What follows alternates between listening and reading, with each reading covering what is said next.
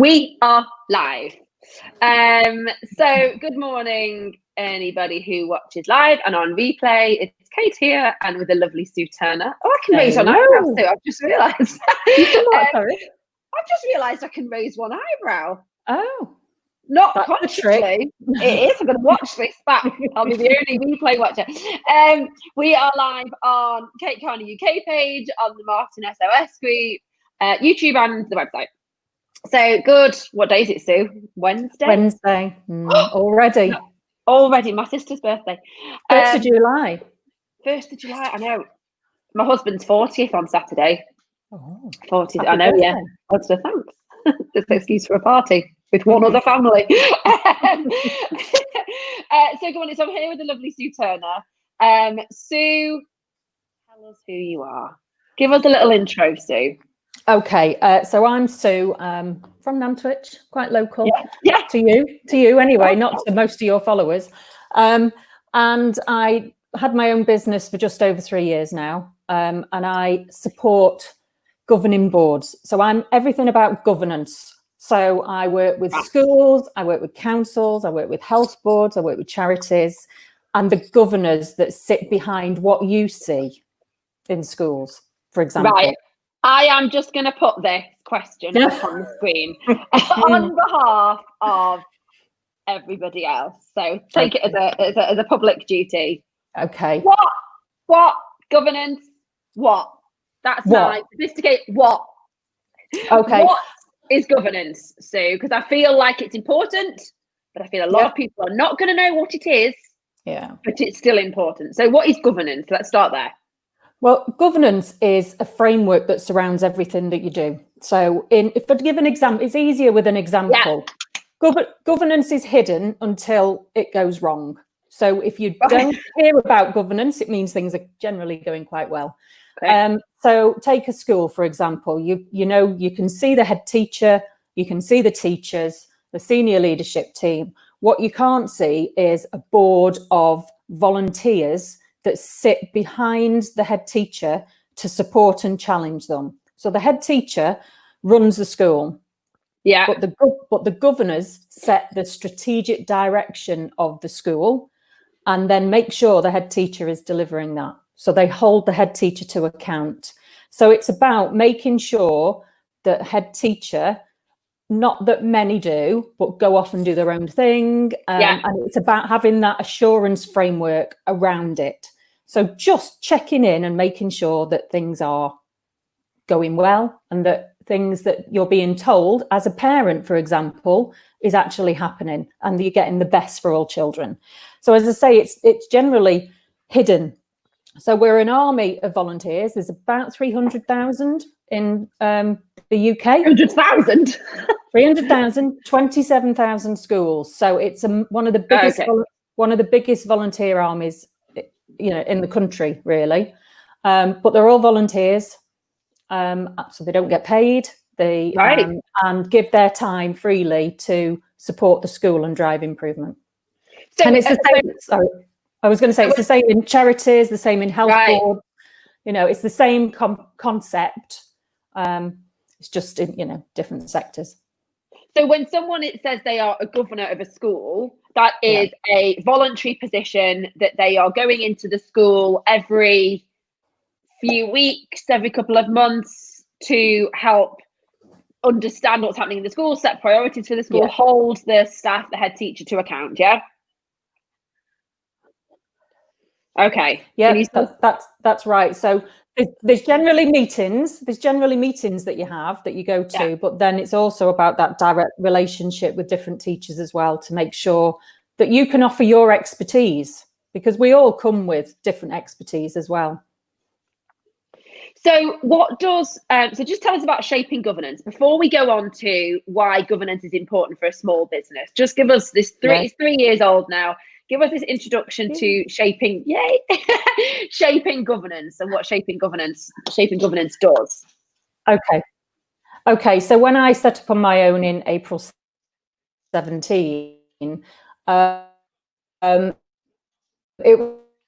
was one of those things. I'd worked for somebody else for 29 years, and I thought, what am I going to do? Sorry, I must have really bad internet. Don't worry, keep going. Yeah, keep going.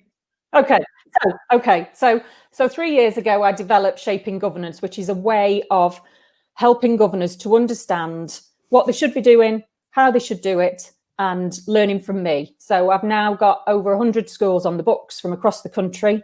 It's a 2-hour meeting, which more or less means they don't need any other training across the year, because they learn about 9 areas of governance, and people are signed up year on year. So Shaping Governance has not changed much over the last 3 years. It might have refined a little tiny bit, but it was developed with schools so that they could get the best out of it. And it was tested in Cheshire East schools. So it's local based, but I deliver nationally. So it's a simple process that involves everybody. The USP is that it's a face-to-face meeting that does everything, which is not a great USP during a pandemic, really. But Zoom is a wonderful thing. And I've been using that, and I've created, Zoom, Teams, anything really. I've created an online version so I can still see everybody, because I like to see the whites of their eyes to make sure that they understand what they're doing. And then I've used it, so I've adapted it. So I'm now online as well. So brilliant. So people are going to be using that in September. Schools are a bit busy at the moment, you know. They are. And actually, if there's, before we come on to small businesses and governance, actually, if there's ever a time that the governors are really important to hold the head teacher to account, to ensure things are being done properly, for the governors to be up to speed on, I guess, legislation and what's happening, now is a really interesting time for governance in schools because of what's been happening. It is. But it's equally important. We've got, as a governor, you've got a duty of care for the head teacher and for senior leaders and for staff. So they are working their socks off, trying to adapt to guidance that comes out, today, that's got to be implemented for tomorrow. And, they're working their socks off, and the hours they're putting in. It's much easier to run a school full of kids than it is to try and do all this. So they've had to flex and adapt, but work really, really hard. So yes, as governors, we want to make sure that they're following the latest guidance, that everything's robust, that they've got the risk assessments, but equally we've got a duty of care towards them. So, and I completely agree with all of that. I can imagine it's much easier to have 400 kids than it is 12 in bubbles and not knowing about how that all works. So governance for schools, so that makes sense. I get governance for schools, for charities, for businesses. Hello, single business owner sat here.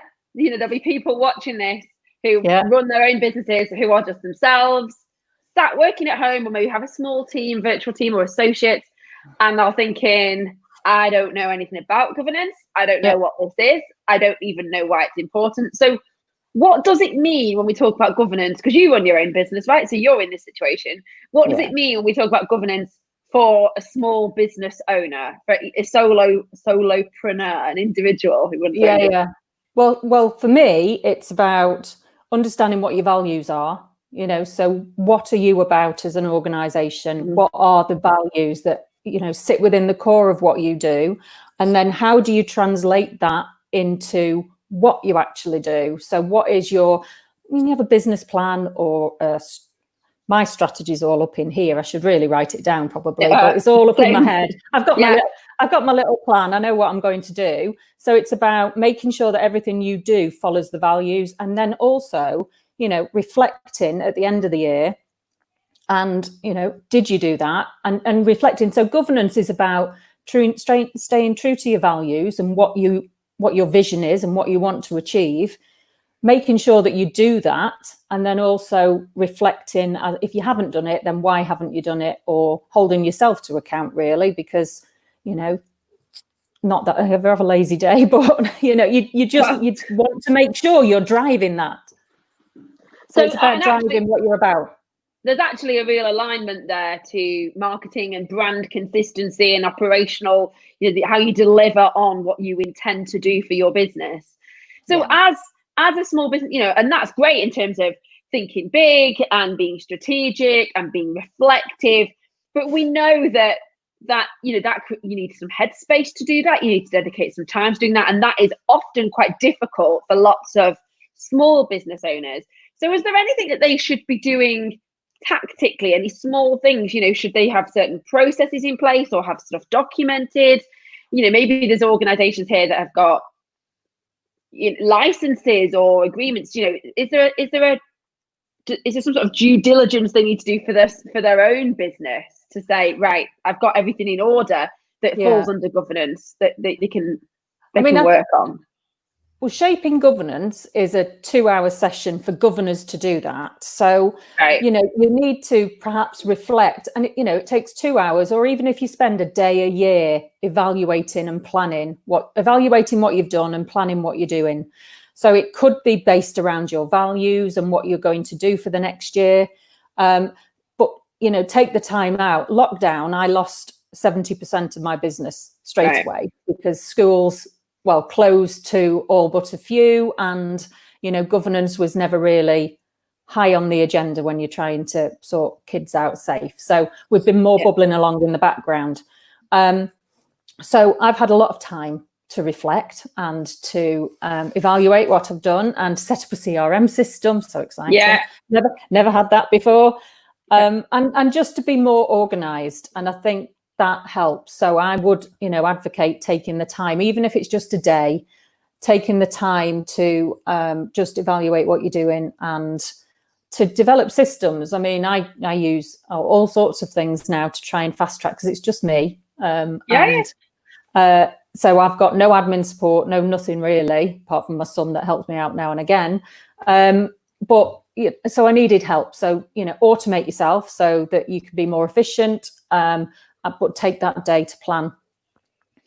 So governance in terms from a small business owner perspective is about having an understanding of who you are and your value set, which is good practice anyway from a business perspective. But obviously that is obviously often challenging to be able to articulate. So taking the time to think about that value set and then reflect on how you are currently, and I talk to businesses about this all the time, how you are currently delivering on that value set, and then planning for that consistency. Because I guess is governance in part about being consistent and being able to it's about constant improvement as well. So yes, it's about being consistent. So if you take, we've got multi-academy trusts now that are, you've got multi-academy trusts that have got many schools, so their role's even trickier because they've got different schools that they've got to oversee consistency as well as driving improvement.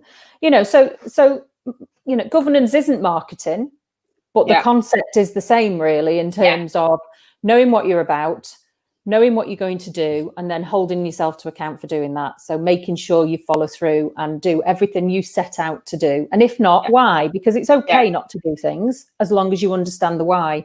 And it's exactly the same in governance. We set the strategic vision. The head teacher then decides how to deliver that using they're the professionals. I'm not an education professional. So they use their professionalism to do it. And then we just say, well, is that the right thing to do? And you challenge on that. So it's exactly the same. Yeah. And actually, as a small business owner, what we often don't have is that other person to challenge us. And I find that's what I've been doing a lot of in these small Keep Me Focused groups that I have, is actually, what are you out to achieve? And is that the best way to do it? How are you doing it? And giving that extra bit of advice. Like you say, the governors all come with their own area of expertise. And actually, that's one of the hardest things as a business owner is that lack of community who can hold you to account, in a sense, community who can help you to drive forward as well as being consistent. Yeah, I mean, small groups like that, or one-to-ones that you can have a chat to, are really important, because it can be lonely when you're on your own in business and you don't understand. I'm fortunate, I've got lots of colleagues that I can chat to, and in the school sector, in the health sector. So there's a number of ways that you can do it. So it's helpful to challenge yourself and to have somebody to do that. But in terms of governance, it's about equal measure of challenge and support. Sometimes people think governance is a bit harsh, right? And you really have to wave the finger and you have to tell them off and you have to find fault with everything. And it's not all about that. It's about, encouraging and challenging them. And I do other things. So I've got like appreciative governance, which is built on the premise of appreciative inquiry and growing the good in people. So, I'm all about that. I'm a glass half full. Yeah. Wish it was gin sometimes, but it's a I'll have to watch more of your things. Oh, don't. You'll get spending. Don't watch them. Don't watch them. No, probably not. Dangerous. But yeah, so it's about they're giving their time. So governors are giving their time. And like, ourselves, we're running our own business. So it's about, growing what's really, really good and sort of filtering out the stuff that isn't.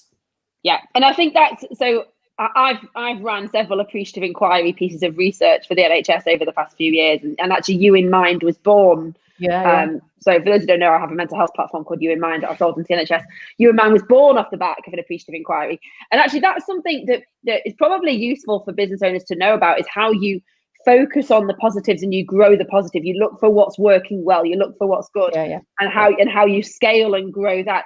You don't go, tell me what's shit and tell me what's good. You focus on the good stuff and you push that forward. And actually that is a really useful trait, and you can link it to being glass half full, but that's a really useful trait for a business owner to adopt, because we're so used to being self-critical, and then we can approach somebody to have a conversation and they be critical too. But actually what we want is, what are we doing really well? And the amount of clients I have that turn around, I can name a few, but I'm not going to, that turn around and say, well, I've not done this, I've not done this, I've not done this. And they start our group Zoom calls on a Tuesday night at 7 o'clock with, I've not done this and this. And I go, bear me 1 second, let me just go back and look at what I know you have done, because the past 2 weeks you've messaged me, and they go, oh yeah, I haven't. So let's talk about that and how we can grow that sort of stuff. But that's quite I hate to use the word mindset, but that is quite a mindset shift as well for a lot of people, is how you use an appreciative inquiry method to positive. And that's what Shaping Governance was built on. Yes, they look at where they need to improve, but they look, across all these areas of governance that they need to really understand. They look at what they do well, so they can share it, and they look at where they need to improve. Now, that's not a negative thing, that's about aspiration. I mean, I quite like the SOAR framework. So you've got your strengths, your opportunities, your aspirations, and your results. So if you want to do something really positive, even from an SME point of view, what are the strengths of what you do? What are the opportunities coming up? What are your real aspirations to get out of those opportunities? And then what are the results? So it's SOAR. So you're soaring together, SOAR.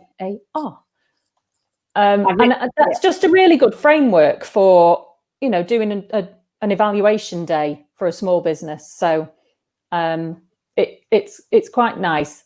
And it's the asset-based version of a SWOT analysis, because you don't want to talk about weaknesses and threats. You talk about what are the opportunities. So it's about how you move forward. So that more or less everything I do is around that sort of growing the good framework. So everything I do with governors, it helps them to understand what they're doing well, and then see where they're perhaps not as good, but know how to work it through. So that's what we tend to do, which is why the work that I do is a bit different from other areas, because some just focus on what's the deficit, what do you need to improve on, whereas this is about them, everything I do is about them fully understanding what they do well, and then how can we make that a bit better for everything. I'm just going to put a couple of phrases up. Let's see if I spell them correctly.